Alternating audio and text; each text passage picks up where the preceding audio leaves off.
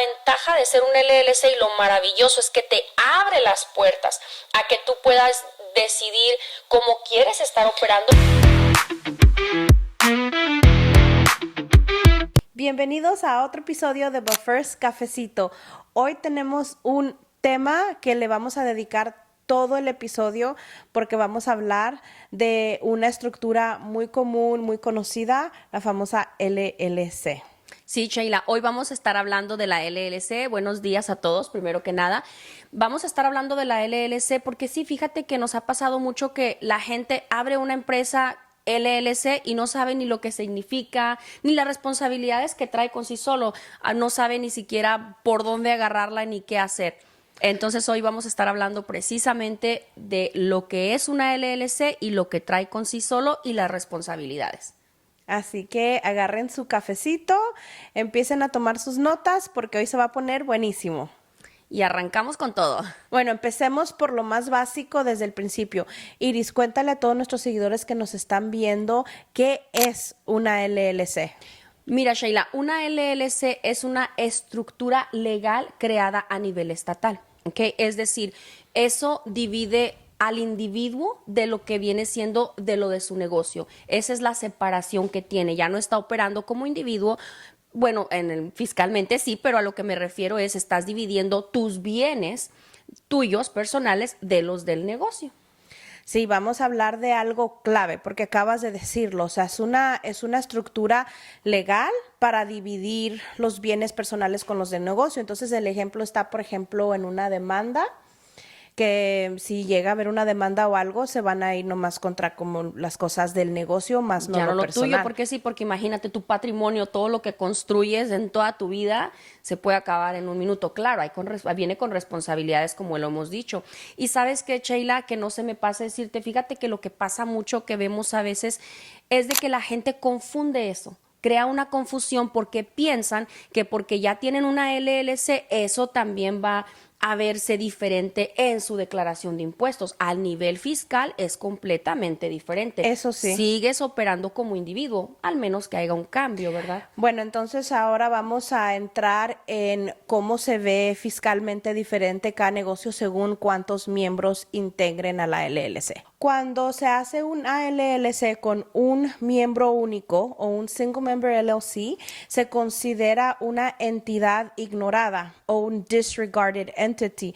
Entonces, ¿qué quiere decir un disregarded entity? Es básicamente que la persona fiscalmente sigue operando como una persona natural en el negocio. Sí, Sheila, porque eso quiere decir prácticamente que en la práctica, cuando haces una declaración de impuestos, eso se reporta en la declaración de impuestos como un individuo.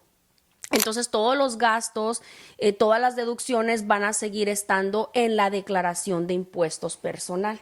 Así es, entonces aquí tenemos que aclarar ese punto porque mientras en el tema legal, si hay división de bienes, en el tema fiscal, cuando eres miembro único, no hay separación, sigue siendo la misma persona. Entonces, esa es la clave que queremos dejar bien claro y bien entendido para que no haya confusión ahí. Y sabes, Sheila, la LLC por sí sola no reduce impuestos. Esto lo hemos dicho en varias ocasiones, porque mucha gente piensa eso, que ya por tener la LLC o ya no pago impuestos o me reducen mis impuestos.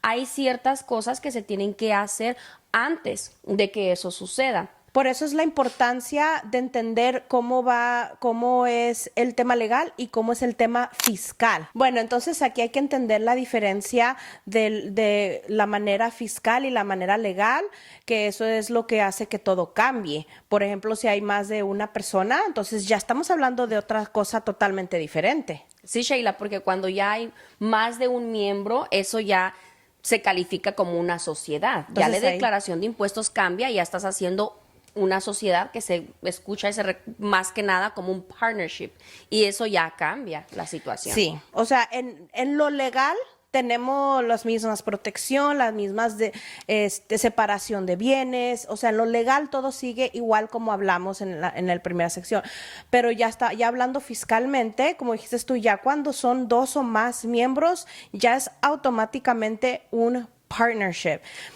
Y sí, Sheila, sabes que eso también es muy importante decirlo, porque mucha gente no sabe ni cómo tiene que reportar sus ingresos porque no tienen ni siquiera la noción de cómo hacerlo. Y aparte de eso, también hay acuerdos internos operativos de cómo tiene que estar operando el negocio y la gente definitivamente no sabe ni siquiera cómo funciona. Teníamos un caso una vez de un cliente que se hizo una sociedad, eran como 2 o 3 socios y ellos hicieron internamente sus ingresos, sus gastos y cuando acabaron, ok, tú vas a reportar tu parte y el otro socio le dice, y tú reportas lo tuyo en tus taxas y eso es completamente Y ahí es cuando equivocado. empieza el conflicto, porque si no hay claridad en lo que estás haciendo, ahí empieza hasta el conflicto, porque sí, cuando pasa eso, a veces dicen, pero ¿por qué tú vas a reportar esta cantidad y yo esta cantidad? Porque acuérdense, cuando ya es una sociedad, ya te dan una forma que es la K1, ya de ahí empiezas a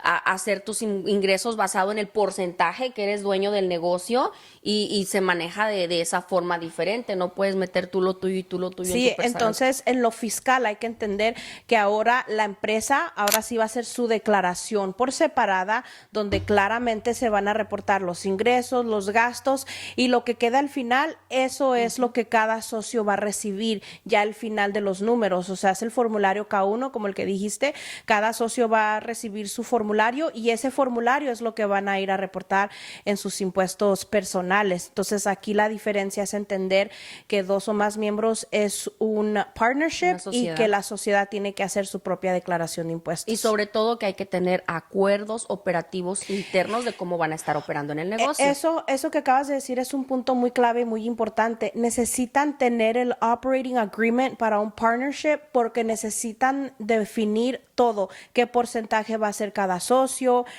si van a contratar un contador o van a hacer sus cuentas ¿Cuánto internamente. han aportado cada individuo en el negocio? El capital, eso también es importantísimo manejarlo en el acuerdo operativo, porque en una sociedad ya se maneja capital, en una sociedad ya se toma en cuenta la inversión que uno hizo para que cuando pueda recuperar su capital no esté pagando impuestos sobre su capital que está reconociendo. Pero si no tenemos un documento previamente donde estamos desglosando eso, ¿cómo le vamos a comprobar al IRS que estamos recuperando nuestro capital para no pagar impuestos sobre eso? Entonces también tener partnership tiene sus tax breaks o tiene sus ventajas de impuestos, pero sin un contrato interno no tenemos manera de cómo la comprobar. base de poder comprobarlo. Ahora aclaremos algo que escuchamos todos los días.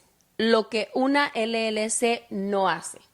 Sí, porque porque mucha gente piensa que tener una LLC ya van a convertirse como en una S Corp o en una C Corp automáticamente y no es así. Tienen que hacer una elección distinta directamente con el IRS. Y sí, Sheila, escuchamos mucha gente diciendo, oh, ya soy una LLC, ya puedo operar como S Corp y están completamente equivocados. Hay que mandar la election form, se tiene que mandar un formulario dejándole saber al IRS que efectivamente ya se van a incorporar. Es muy importante, como siempre les decimos, ver a un planificador fiscal, ir a ver a tu preparador antes de que se acabe el año para poder definir o decir si realmente te conviene hacerte una S Corp o no. En nuestro caso, nosotros vemos a nuestros clientes que vemos que ya tienen el potencial, que ya están generando cierto ingreso, porque nos basamos en el ingreso para decirles, ¿sabes qué? A ti ya te sugerimos que te hagas una S Corp basado en el ingreso, basado en cómo se ve tu negocio, hacemos un análisis y ya de ahí nosotros decidimos junto con la persona de si les conviene ya incorporarse. Pero la ventaja de ser un LLC y lo maravilloso es que te abre las puertas a que tú puedas decidir cómo quieres estar operando basado en lo que te convenga. Me encanta eso que estás diciendo, porque tener la LLC ya estás a ese punto medio. Entonces, si tú empiezas con una LLC y como dijimos anteriormente, si eres un single member y sigues operando como individual o eres partnership, no importa, ya teniendo la LLC ya estás en ese punto medio. Si el día de mañana tu negocio crece, explota, tú ya tienes la base legal para después convertirla en una corporación S. Así es. Y Sheila, y antes de hablar de los requisitos y lo que tienen que hacer, cómo tienen que mantener su LLC, quiero regresar un poquito desde el principio. Vamos a decirlo en palabras cortas, lo que viene siendo una LLC. Ok, lo que viene siendo una LC es nada más una estructura a nivel estatal que divide tus bienes personales de los del negocio. Ya de ahí viene la sociedad, ¿verdad? Que la sociedad Para viene si son siendo multimember. para multimember cuando es más de una persona, ya se tiene que hacer una sociedad.